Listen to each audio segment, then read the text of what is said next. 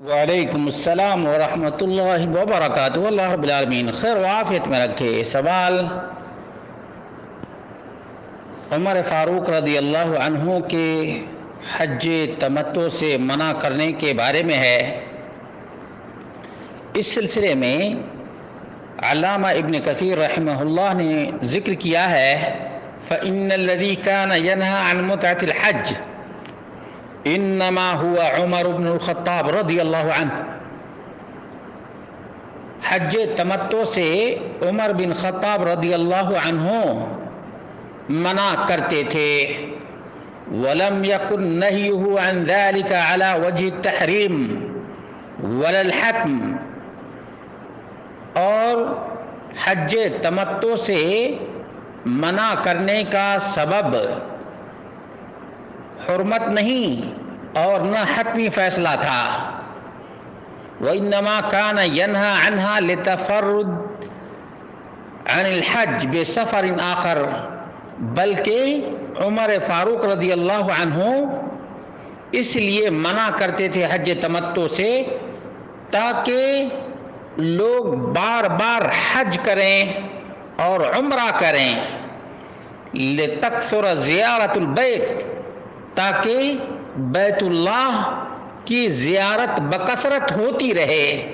البدایہ والنہایہ جلد نمبر 7 اور صفحہ نمبر 490۔ تو یہ ہے حقیقت عمر فاروق رضی اللہ عنہ کے حج تمتع سے منع کرنے کی۔ ابو موسیٰ اشعری بیان کرتے ہیں انہو کان یفتی بالمتعہ۔ اب ابو موسیٰ اشعری کہا کرتے تھے کہ حج تمتع کرو۔ ایک آدمی نے ان سے کہا فقال له رجل رویدک ببعض فتیاک، اپنے فتویٰ سے رک جاؤ، ذرا ٹھہر کر۔ فإنک لا تدری ما احدث امیر المؤمنین فی النسک، امیر المومنین کا حکم تم کو معلوم نہیں ہے۔ حتی لقیہ بعد فسألہ فقال، دوبارہ جب ملاقات ہوئی تو اس نے کہا، اور پھر عمر رضی اللہ عنہ نے جواب دیا قد علمت ان النبی صلی اللہ علیہ وسلم قد فعلہ، مجھے معلوم ہے کہ رسول اکرم صلی اللہ علیہ وسلم نے حج تمتع کیا ہے، وَأَصْحَابُهُ، اور آپ کے صحابہ نے بھی حج تمتع کیا ہے۔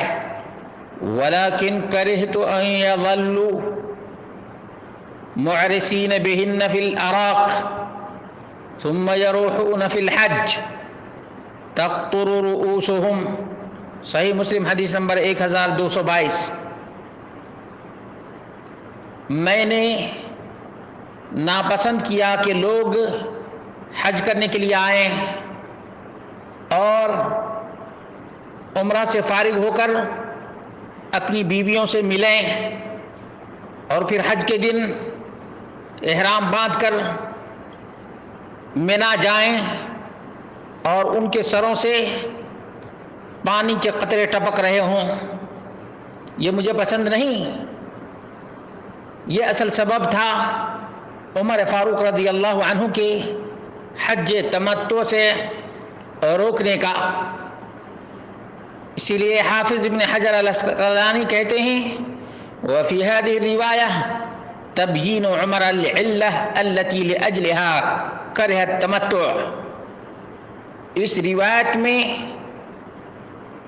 علت کی وضاحت ہے کہ عمر فاروق رضی اللہ عنہ نے کیوں حج تمتع سے منع کیا یا حج تمتع کو کیوں ناپسند کیا، اور وہ سبب یہ ہے کہ قد علمت ان النبی صلی اللہ علیہ وسلم فعلہ ولكن کرہت ان يظلوا معرسین بہن اے بالنساء ثم يروحون فی الحج تقطر رؤوسهم، کہ لوگ عمرہ سے فارغ ہو کر اپنی بیویوں سے ملیں گے، پھر بیویوں سے مل کر کے غسل کریں گے اور حج کا احرام باندھیں گے اور ان کے سر سے پانی ٹپک رہا ہوگا، یہ مجھے پسند نہیں ہے۔ بلکہ آدمی حج کے لیے آئے تو بالکل کامل متفرغ ہو کر یکسو ہو کر حج کریں، یکسو ہو کر حج کریں۔ وَكَانَ مِنْ رَأْيِ عُمَرْ عَدْمُ التَّرَفُّهِ لِلْحَجِّ بِكُلِّ طَرِيقٍ فَكَرِهَ لَهُمْ قُرْبَ عَهْدِهِمْ بِالنِّسَاءِ۔ عمر فاروق رضی اللہ عنہ نے خلوص کے ساتھ حج کرنے کی دعوت دی اور عورتوں سے ان دنوں میں یعنی عمرہ اور حج کے درمیان ملنے کو ناپسند کیا، لئلا یستمر المیل الی ذلک، جب عورتوں سے نہیں ملے رہیں گے تو عورتوں کی طرف سے میلان بھی نہیں ہوگا، بخلاف من بعد عہدہ بھی ومن یفتم ینفتم، فتح الباری جلد نمبر 3 صفحہ نمبر 418۔ اور اسی طرح سے ابن ابی شیبہ میں ہے، مصنف ابن ابی شیبہ جلد نمبر 8 صفحہ نمبر 274 اور سند صحیح ہے۔ کہتے ہیں عن طاؤوس عن ابن عباس قال سمعت عمر یقول، عبداللہ بن عباس کہتے ہیں کہ میں نے عمر بن خطاب رضی اللہ عنہ کو کہتے ہوئے سنا، لو اعتمرت، اگر میں عمرہ کر لوں، ثم اعتمرت، پھر عمرہ کر لوں، ثم حججت لتمتعت، اور پھر میں حج کروں تو حج تمتع کروں گا، یعنی 2 مرتبہ عمرہ کر لوں اس کے بعد حج کروں تو حج تمتع کروں گا۔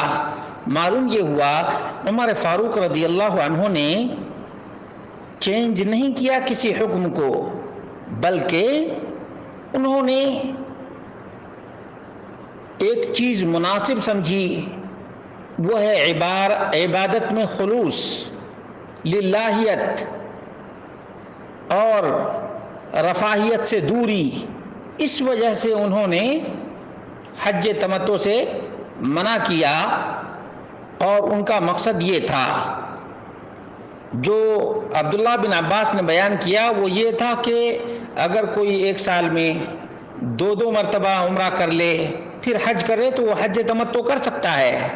ان کا مقصد یہ بھی تھا کہ بیت اللہ سال میں کبھی بھی خالی نہ رہے، بلکہ لوگ عمرہ کرنے کے لیے، زیارت کرنے کے لیے آتے رہیں اور بیت اللہ بالکل پورے سال معمور رہے، پورے سال آباد رہے، یہ ان کا مقصد تھا۔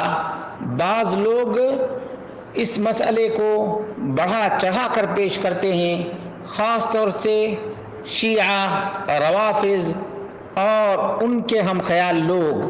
تو اللہ رب العالمین ہم سب کو بصیرت اور فقہ فی الدین سے نوازے۔